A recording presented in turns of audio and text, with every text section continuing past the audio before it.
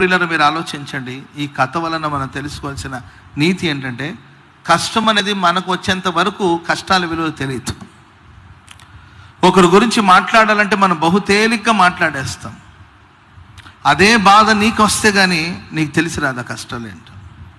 ఇతరుల గురించి విమర్శించడానికి, మాట్లాడడానికి అసలు అదుపు ఉండదండి. అలా మాట్లాడేస్తారు కొంతమంది. బెల్లు బ్రేక్ లేకుండా మనుషులను దూషించేస్తారు. అదే దూషణ పాలు నీవైతే, నీవు అదే కష్టాల కొలిమిలో చిక్కుకున్నప్పుడు అప్పుడు నీకు ఆ కష్టపు ఒక విలువ తెలుస్తుంది. కాబట్టి ఎప్పుడైనా కానీ అది మాటల విషయంలో కావచ్చు, లేకపోతే ఇంకొక విషయంలో కావచ్చు, మనకు మనదాకా ఆ ప్రాబ్లం వచ్చేంత వరకు కూడా మనకు దాని యొక్క విలువ తెలీదు, ఆ కష్టాలు మనకు తెలీదు.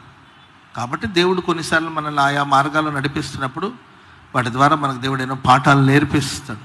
కాబట్టి మాటల విషయంలో చాలా జాగ్రత్తగా ఉండండి. త్వరపడి ఎవరిని నొప్పించి